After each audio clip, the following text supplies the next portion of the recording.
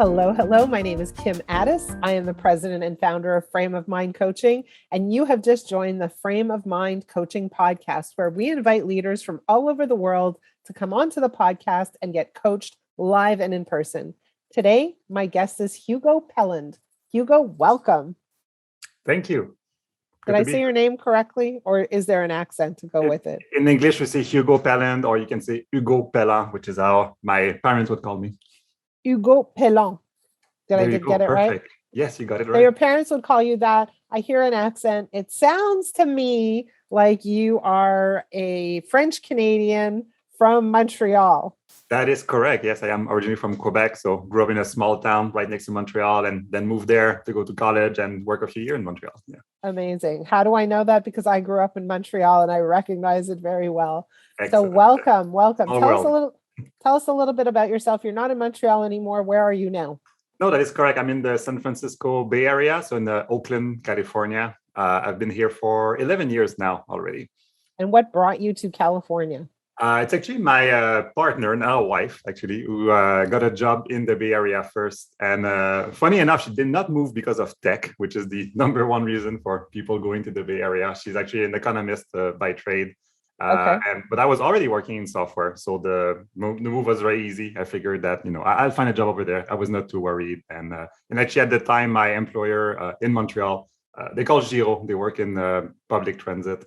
We actually had a lot of clients in the Bay Area, so at first it was very easy to do that transition. Came and worked with AC Transit, Golden Gate Transit, the VTA in San Jose. So yeah, that was a very easy transition, and then eventually did the switch to another job in the Bay Area. So are you a software developer? Yes and no. So actually at that time, that's when I did the transition. So I was a software developer for the first 5 years after my degree. So I did computer engineering at McGill back home in Montreal. Work as a software developer. And then when I switched to my new job in Oakland, I joined Ask Partner Network. It's actually part of the Ask.com, if people remember that brand, the good old Ask Jeeve back in the day. So I was working with them. And that's when I did the switch from software engineer to product manager. And now I've been a product manager for the last 11 years since I've been here, except for actually a little break, which is related to what I think we'll be talking about today. So I did this 2 years of working in my own startup full time. So a bit of a break from the corporate world. And I now just recently in May started another more traditional role in product management at Adobe this time. Okay, Adobe, that's a good company. Yeah. Okay, so you stopped and you started your own business. Yes. And so what did you have in mind at the time? Like, what was your vision? What were you looking to achieve? Who were your clients going to be? Tell us a little bit about why you switched gears from working for established companies to being an entrepreneur. Sure. So I guess to give a bit more context, it all started, I think, so I did an MBA part-time. So when I was still working from 2016 to 2019, and as part of the MBA, we had applied innovation class, which was all about design thinking, trying to think about new ideas. And I pitched this idea of what about trying to find solutions to fight misinformation? It's something I've always been super passionate about. I think it comes a lot from my engineering background, my very science geeky type side that I have. I just really care about science, critical thinking. And I find it really sad to see all of the misinformation that has been spread online, right? I often call it the internet backfiring. That's kind of how I put it, because we had this big thing which was supposed to make it so easy to find information online. Everybody gets connected. We all have our infinite libraries at the tip of our fingers. But sadly, it kind of went the other way around almost, where now it's harder than ever to figure out what is correct or not. We're inundated by all of these different sources, which may or may not be reliable. It's really hard to figure that out. So I just as a school project at first, we had a few ideas together, but it never really went too far. But I still kept thinking about it. So it's only, I think, in 2019, basically, that then I decided to really take a big step and quit my day job to go join an initial project, which was more focused on more on the crypto space. It was like a blockchain solution to try to fight misinformation, with this idea of building some sort of community of fact checkers, which would reward each other based on how well they perform. Okay. But that was like extremely complicated. And I figured that, you know what, I think it makes more sense to take a step back and really look at the problems and try to think about what can really make a difference with. So that's why, and just based on the testing that we had done with some of our users, we had built a small prototype. I realized that the game side of it was very interesting for users. So that's what I decided to focus on. So for I guess the other year and a half, I worked just on my own startup, starting from scratch, building what I was calling gamification of fact checking. So trying to make it easy for people to come in and work on all these problems of trying to identify what is correct information or not, trying to figure out what are even the problems that we're trying to look at collectively. Like, do we even agree on what the questions are? Because sometimes, you know, that's one that's a bit tricky. Even if we disagree with the conclusion, sometimes it's even before that the problem arises where we don't even agree on what the problems are. Right. So yeah, so that was a lot of fun. But at the same time, I guess to your other point, like who are my users and how was I even going to monetize this thing? That was a really big challenge because it's hard to, you know, just to be very practical, it's hard to make money out of a project like that. So that's one of the reasons why, you know, after working on it for a year and a half, I realized that it might be time to just go back to the corporate world, get a more steady paycheck again, have a more traditional role. But I'm still trying to keep it working on the side. So that's one of the reasons why I wanted to talk to you today, because that's one of the big challenges now. Like, how can I still have my full-time job now, but try to find time to work on that startup on the side, which really I call more like a passion project now, given that it's not something I'm doing full-time anymore. Yeah. I'm curious, how did you manage to, while you were working on this project, did you have any clients? Did you have any source of revenue coming in? No, I didn't get there actually. It was Okay. it was an end user product, and the way the idea was to eventually maybe monetize the users. A bit like any other games can be monetized, you know, adding maybe little perks that they can buy or leveling faster. But I didn't have any source of revenue, so I'm just very lucky, basically, that my partner, my wife, has a very good job, and she's the one who was very happy to be the sole breadwinner for that time. Yeah. And she was all behind it, which was great. Obviously, it was a And common. was she also behind you going back to a more traditional role? Yeah, also we kind of both ways. Yeah, and just for very practical and personal reasons, we just bought a house and now we have a baby on the way. So it was amazing. Yeah, Congratulations. yeah, thank you. So but that's why, you know, with these things, like, okay, I think it makes sense to have two steady paycheck. It's going to be way more comfortable. Okay, and let me ask you a question. You're with Adobe now. Are you liking it? Is it good? Is it a great place to be? Like, give me your experience there. I really like it. Yeah, it's great. Especially the team I joined is called, it's within the Document Cloud org. And we work on, the team is called AI and Innovation. So it's really just by the name, you know, we work with some AI, which I had not used before. So that's great to understand how AI models get developed. And the innovation part is also great because it's all about trying to think about what are the next big thing we want to build to help Document Cloud.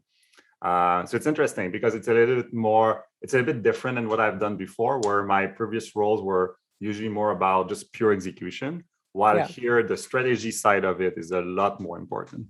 So I really like that. So you're happy. Yeah, I'm very happy with it. Yeah. You're happy. You don't want to change. Like, you don't feel like you had to, you know, suck it up and go get a job.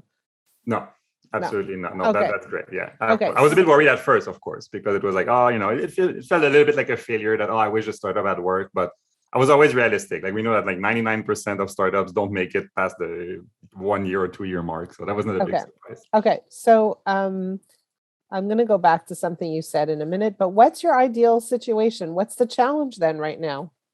So yeah, the big challenge is that I want to make sure I continue to do a great job in my day-to-day job. But at the same time, I want to try to put myself like in the right spot where I can still find time to work on that startup and still feel satisfied about the time that I spend on it. Yeah. And it's been quite challenging because, you know, we are like so many different priorities to juggle with. And I find it, I think like another way to put it is that I find it hard to just spend a little bit of time on it because I feel like, oh, if I just spend half an hour, I'm not going to do much anyway. So I don't, which I know is kind of the wrong approach, but I'm struggling to find like the best way to do that part of it, basically, where because I don't need to be full-time on it, but at the same time, you know, there is somewhere between the 0 and the 100%. And it's hard for me to find that sweet spot where I would be satisfied with the result, that I would see that I'm spending good productive time on it without sacrificing my job, which I shouldn't have to do anyway. I have a question. Are you working on this by yourself? Is this a solo activity? Right now it is, yeah. Okay. I mean, I had some help, but nobody else was ever full time on it, basically. Okay. So I have a few thoughts. And the first thought that I have is you use the term realistic. I was always realistic. I know that most startups fail. And so like I was realistic about it. And so letting go of it wasn't the end of the world. And I want to tell you that realism, being realistic, is probably one of the worst killers of passion known to men. That's a good way to Um, put it. okay, so being realistic isn't helping you reach your goals. If your goal is to really thrive at Adobe, but also work on this project, that thinking is actually slowing you down. Mhm. It's right, and it's your thinking that's causing you not to engage even for a half an hour or an hour every day. But I have a question for you. Like we had an appointment today. You're Yeah. working at Adobe. Don't you have other things to do? Why am I on your agenda? Why did you show up today? Yeah, that's actually a very good example because I just decided it's as simple as just blocking my calendar for that to make sure I don't have But overlapping but meetings. it's not just that you blocked your calendar for that. You had somebody else waiting for you. Right. Okay. And so you sound like a very responsible person. You sound like a person who, does what he says he's going to do. Hmm. I get that sense from you. For And sure. so if you have an appointment with Kim, you show up, Right. right? But if you have an appointment with Hugo, you don't show up, Right. I see right? what you mean. Yeah. Right? So the question is why? Why is that? Why Yeah, am I more important than you? that's a funny way to put it. I didn't think about it this way. That's a very good question. I think yeah, it's interesting how to try to think about why do I not prioritize these things I'm passionate about. That's Well, but kind of it's another way more to than phrase it. priority, right? Like it's more than priority. There's something deeper than priority, right? So, like, what would happen for you if, for example, you and I had an appointment and I don't know, you got caught up in something, you were in a meeting and then you were late? How would you feel? I would be I would be disappointed first because it means that I have to like make that tough decision of canceling one or the other. But it would feel yucky, right? Yeah. And you would feel like uncomfortable on the inside. Hmm. But when you have an appointment with yourself and something comes up, it's not the same emotion, is it? Right. The That's true. question is why? Why do we feel so much worse when we're disappointing someone else or Hmm. letting someone else down compared to ourselves? That's a good question. Yeah. Right. And so what it boils down to is we have a set of beliefs about the value that we have and how important we are. And so based on this conversation, in a way, being realistic, you told me how important you were and how important your passions were. Hmm. Because when you're realistic, you're saying, I'm expecting to fail. Right. Right. And so that realism slows you down and creates a disadvantage for you. That's a good That way to makes put it. sense. Yeah, Right. definitely. And what you're really saying is, it's very important for me that I show up for the people I promised to show up for. My wife, my newborn or upcoming child, right? Now, the people I work with at Adobe. And so what you do is you put yourself at the bottom of the list because it's less uncomfortable for you to disappoint yourself than it is to disappoint others. Yeah, yeah. Okay. But at the same time, what's interesting is that I do feel like I do have this yucky feeling sometimes of I disappointed myself too. I Yes. do have that, but for some Yes. reason, I guess it's interesting how maybe it doesn't like grab me as much, which is why it's like I let it go, right? But Well, for others, I guess it more grabs self-aware, you quietly right? inside, whereas the other one grabs you more obviously, Hmm. right? Because now you have to go back to the person and say, "Oh my God, I'm sorry, I failed you." Right. Right? Exactly. And so why am I bringing this up? Because it's an important dynamic for you to be aware of on two levels. On one level, I want you to realize that the beliefs that you have about yourself diminish you. Hmm. Right. And so at the end of the day, this is your life. You're the most important person in your life. And so I'd like to see you raise yourself up in the level of importance.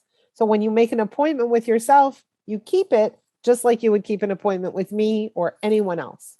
So that's thing number one, right? So ask yourself, why am I minimizing myself? Why am I creating a lack of importance? But the other part of it is, it's very important to understand how we're wired.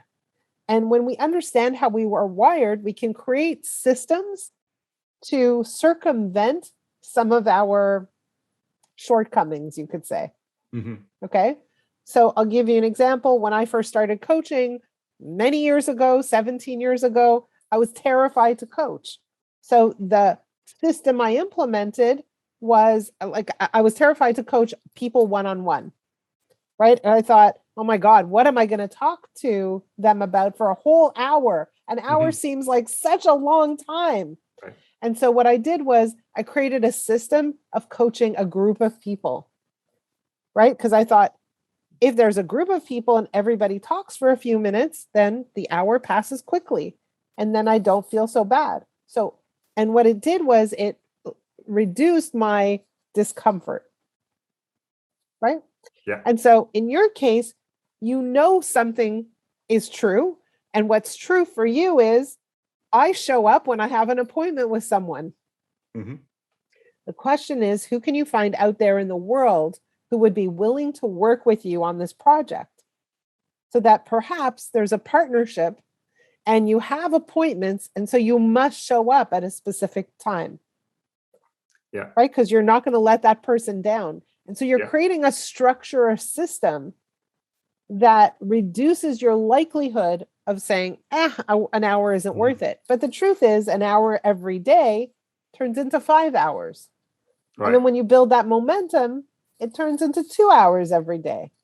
You get the idea, right? Definitely. No, and I like as you were talking, I was thinking about exactly that, when I was full-time on it, one of the reasons why I was so productive is that I would always, I wanted to make sure I talked to a lot of different people about it. So I would constantly have like these appointments with different folks to try to understand, be it someone to try to prototype or some of the contractors that I hired to work on the system. And that, that kind of help keep the momentum and always have something to do, right? Instead of just being on my own trying to work on it. So yeah, it makes me realize that this was one of the big differences back then. Yeah.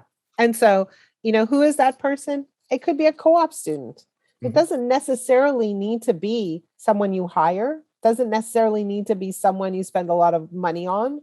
It could be someone who's equally interested and is a partner for you, but it could also be someone who's looking for an internship or something like that. It doesn't matter. The point is, you make appointments every day and you show up. When you show up, you make progress. Absolutely. Yeah. Make sense? Yeah, definitely. That's good advice. Good. I hope that was helpful for you. I hope it gave you some things to think about. Definitely. Any questions? Let's see. So that makes a lot of sense. I don't have anything on the spot right now. Okay. Well, you know where to find me if you do have a question after the fact. For those of you who are listening, I hope that you took away something from this podcast. If you have a challenge that you want to share on the podcast, please reach out to me. My email address is kim@frameofmindcoaching.com. And if you have a challenge that you're not so willing to share on the podcast, but that you do want to discuss, please reach out to me as well. Again, my email address is kim@frameofmindcoaching.com. And for those of you who are listening, keep listening, like, share, do all the things, and let us know what you think. I love your feedback. Hugo, thank you so much for being on the podcast. Thanks a lot.